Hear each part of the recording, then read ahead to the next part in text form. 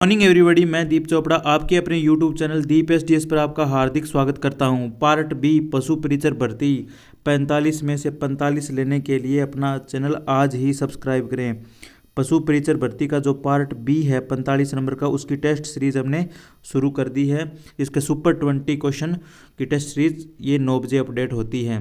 तो अगर आप चैनल पर नए हो तो चैनल को सब्सक्राइब करें, लाइक करें। तो चलिए, आज का अपना पहला प्रश्न है, गाय का गर्भकाल कितने दिन का होता है? गाय का गर्भकाल कितने दिन का होता है? 282 दिन, 310 दिन, 145 दिन, 300 दिन।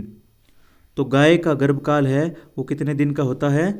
282 दिन का होता है। तो याद रखोगे आप, ये छपने वाला प्रश्न है। गाय का गर्भकाल होगा 282 दिन। नेक्स्ट प्रश्न, हिरण का मांस जाना जाता है। हिरण का मांस जाना जाता है। हिरण का जो मांस है उसको किस नाम से जाना जाता है? Game, wheel, Venice, chicken. तो हिरण का मांस है उसको क्या कहा जाता है? वेनिस। याद रखोगे, हिरण के मांस को क्या कहा जाता है? वेनिस। नेक्स्ट प्रश्न, जखराना बकरी का गर्भकाल होता है। जो जखराना नस्ल की बकरी है इसका गर्भकाल कितना होता है? प्रश्न पूछा गया है। तो कितना होगा? 155 दिन, 114 दिन, 145 दिन और 150 दिन। तो जखराना बकरी है इसका गर्भकाल होगा अपने 155 डेज। 155 दिन है वो जखराना बकरी का गर्भकाल होता है। नेक्स्ट प्रश्न, ऊंट का वयस्क नर कहलाता है। ऊंट, देखो पशुओं में जो नर है वो वयस्क होते हैं तो उनके अलग अलग नाम दिए जाते हैं। ठीक उसी प्रकार ऊंट का वयस्क नर है उसको क्या नाम दिया गया, ये पूछा गया प्रश्न। तो बुल तो कहते हैं अपने बैल को, यानी कि जो गाय की नस्ल है उसमें जो वयस्क नर है उसको बुल कहा जाता है। और रैम, मेया, बक। तो वयस्क ऊंट है उसको क्या कहा जाता है? मेया कहा जाता है। तो याद रखोगे आपका, क्या कहा जाता है? मेया। मेया कहा जाता है ऊंट के वयस्क नर को। नेक्स्ट प्रश्न, घोड़े का वयस्क नर कहलाता है। देखो ऊंट का अपने को पता चल गया, पीछे बता के आया हूं मैं। ऊंट का वयस्क नर को क्या कहा जाता है? मेया। अब ठीक उसी प्रकार पूछा गया है, घोड़े का वयस्क नर है उसको क्या कहते हैं? घोड़े का वयस्क नर है उसको क्या कहा जाता है? Tom, stallion, ewe, mare. तो घोड़े का वयस्क नर है उसको क्या कहा जाता है? मेयर कहा जाता है। नेक्स्ट प्रश्न, भेड़ का झुंड या समूह जाना जाता है। देखो भेड़ों का झुंड है यानी कि ग्रुप है इनका भेड़ों का, उस ग्रुप को क्या कहते हैं? हर्ड। हर्ड तो गाय के झुंड को कहते हैं। Flock, trip, drove. तो क्या कहा जाता है? भेड़ का झुंड है इसको क्या कहा जाता है? फ्लोक कहा जाता है। तो भेड़ों के झुंड को फ्लोक कहा जाता है और गाय के झुंड को क्या कहा जाता है? हर्ड कहा जाता है। नेक्स्ट प्रश्न, ऊंट का झुंड या समूह कहलाता है। देखो गाय का मैंने अभी बताया आपको, गाय का झुंड क्या कहलाता है? हर्ड। हर्ड कहलाता है। और अभी मैंने ये बताया कि जो अपने भेड़ों का झुंड है उसको क्या कहते हैं? फ्लोक। क्या कहते हैं? फ्लोक। ये हो गया भेड़ों का। ठीक है सर। अब पूछा ऊंट का झुंड है उनको क्या कहते हैं? तो टोला, पैक, किनाल, क्लोवडर। तो ऊंटों का जो झुंड है उसको कहेंगे अपने टोला। क्या कहेंगे? टोला। तो याद रखोगे अपने ऊंट को क्या कहते, ऊंट के ग्रुप को क्या कहते हैं? टोला। नेक्स्ट प्रश्न, मुर्गी में बच्चा देने की प्रक्रिया कहलाती है। वेरी वेरी इंपॉर्टेंट प्रश्न है और इजी भी है। मुर्गी में बच्चा देने की क्रिया है उसको क्या कहते हैं? हैचिंग, लेइंग, दोनों, सर्विंग। देखो सर्विंग तो हो ही नहीं सकता। अब इनमें से बताओ तीनों ऑप्शन में, हैचिंग, लेइंग और दोनों। तो मुर्गी हैचिंग प्रक्रिया भी है और लेइंग प्रक्रिया भी है, तो इसका ऑप्शन सी सही हो जाएगा, यानी 3 नंबर सही है। दोनों प्रक्रिया से मुर्गी की जो बच्चे देने की क्रिया है वो पूर्ण होती है। नेक्स्ट प्रश्न, गाय की नस्ल जो सबसे अधिक बुद्धिमान है, इंपॉर्टेंट प्रश्न है। ऐसी कौन सी गाय है जो कौन बनेगा करोड़पति खेल सकती है, यानी कि बुद्धिमान गाय पूछी है। गाय भी बुद्धिमान होती है देखो, तो इनमें कौन सा ऑप्शन सही होगा? गाय में गिर, साहिवाल, सिंधी, कांकरेज।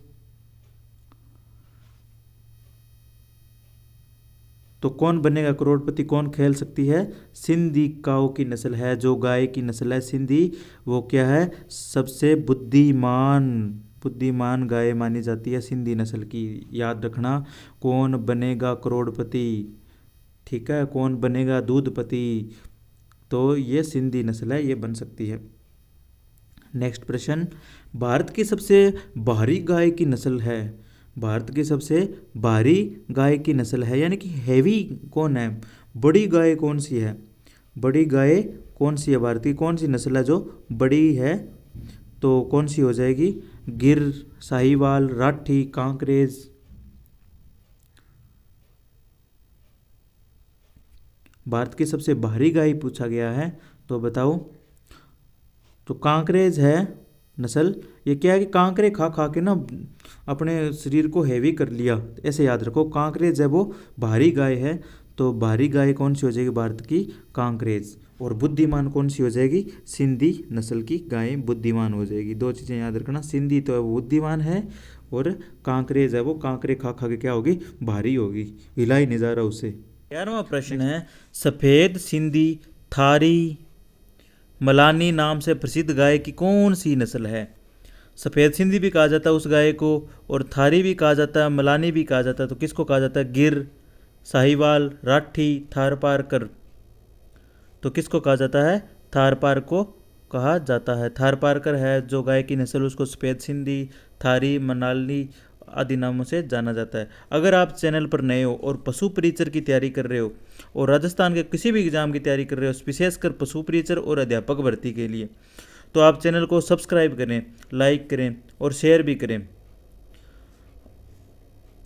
नेक्स्ट प्रश्न है अपना, गाय की नस्ल जिसके दूध में सर्वाधिक लैक्टोज पाया जाता है, और दूध मीठा भी होता है इसका। देखो, सबसे मीठा दूध किस गाय का होता है, ऐसे मान सकते हो आप। गाय की नस्ल जिसके दूध में सर्वाधिक लैक्टोज पाया जाता है, गिर, साहिवाल, सिंधी, कांकरेज। इन चारों में से किस नस्ल में सर्वाधिक जो लैक्टोज की मात्रा पाई जाती है? तो साहिवाल है, इसमें लैक्टोज की मात्रा सर्वाधिक पाई जाती है। नेक्स्ट प्रश्न, भेड़ में मध्यचक्र अवधि होती है। भेड़ में मध्यचक्र अवधि होती है, कितनी होती है?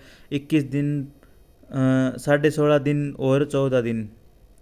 तो भेड़ है, इसमें मध्यचक्र की अवधि होती है 16.5 दिन। नेक्स्ट प्रश्न, जाफराबादी नस्ल का उत्पत्ति स्थान है। जाफराबादी नस्ल का उत्पत्ति स्थान है सूरत, गिर जंगल, नीलगिरी पहाड़ी, दिल्ली। तो जाफराबादी है वो कहाँ की नस्ल है? दिल्ली की नस्ल है। मोस्ट इंपॉर्टेंट प्रश्न करवा रहा हूँ मैं आपको। जिस दिन पशु परिचर का पेपर हो जाएगा उसके बाद में मैं आपको स्क्रीनशॉट भेजूँगा व्हाट्सएप, अपने व्हाट्सएप ग्रुप पर, टेलीग्राम ग्रुप और यूट्यूब का जो अपने डैशबोर्ड होता है उस पर भी। ये देखो, टेस्ट सीरीज़ दूसरी में ये प्रश्न मैंने करवाया था, रिपोर्ट एंड का निशान लगाया था, ये प्रश्न छप गया। तो टेस्ट सीरीज़ 9 बजे आप ज़रूर जुड़ें टेस्ट सीरीज़ से। प्रश्न करवाता हूँ मैं एकदम शॉर्ट एंड स्वीट, 20 प्रश्न। तो उन 20 प्रश्न पूरा दिन रिवीजन भी करें आप कि इसका क्या बताया था सर ने, इसका क्या बताया था। तो चलिए नेक्स्ट प्रश्न, भैंस की नस्ल जिसके सींग दरांती मतलब ऐसे के आकार के होते हैं, कौन सी नस्ल है जिसके सींग दरांती के आकार के होते हैं? भैंस की कौन सी नस्ल होती है दरांती के आकार के सींग पाई जाती है जिसमें? तो ये सूरती भैंस है, इसके दरांती के आकार के सींग पाए जाते हैं।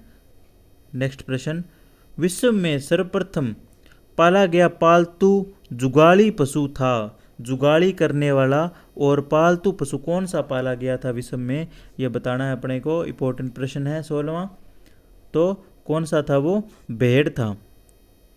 कौन सा था? भेड़ जो विश्व में सबसे पहले जुगाली पशु पाला गया था। नेक्स्ट प्रश्न, राजस्थान में भेड़ में ऊन कतरनी की जाती है। इंपॉर्टेंट प्रश्न है ये। भेड़ों से ऊन प्राप्त होती है और वर्ष में कितनी बार अपने ऊन प्राप्त कर सकते हैं भेड़ों से? तो इसका आंसर होगा वर्ष में 1 बार, वर्ष में 2 बार, वर्ष में 3 बार, वर्ष में 4 बार। तो अपने भेड़ों से ऊन प्राप्त कर सकते हैं अपने 3 बार, तो वर्ष में 3 बार अपने भेड़ों से ऊन प्राप्त कर सकते हैं। नेक्स्ट प्रश्न, निम्न में से गाय की दुधारू नस्ल नहीं है। 4 नस्लें दी गई है, इनमें से कौन सी दुधारू नस्ल नहीं है? इनमें से गिर है, साहिवाल भी है, सिंधी है, कांकरेज है। ये भारी नस्ल है, मैंने आपको बताया था ये सबसे भारी नस्ल है, ये दुधारू पशुओं की श्रेणी में नहीं आती है।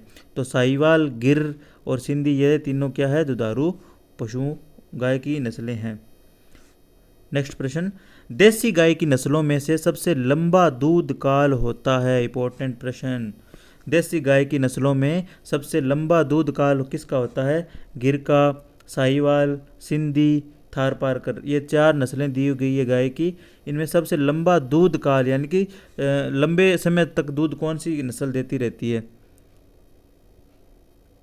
तो ये गिर है, गुजरात की नस्ल, ये लंबे समय तक दूध देती रहती है, तो इसका गिर ऑप्शन राइट हो जाएगा।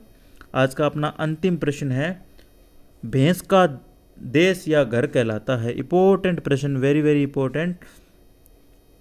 भैंस का देश या घर कहलाता है, यानी कि भैंस का देश उपनाम से किस देश को जाना जाता है? भारत, ब्राज़ील, चीन, डेनमार्क। तो भैंस का देश बोला जाता है भारत को। भारत इसका राइट आंसर हो जाएगा। ये अपनी टेस्ट सीरीज हुई कंप्लीट। आशा करता हूँ कि आपने बड़े ही ध्यान से इसको सुना होगा और एक एक प्रश्न को आपने व्याख्या के रूप में हल भी किया होगा।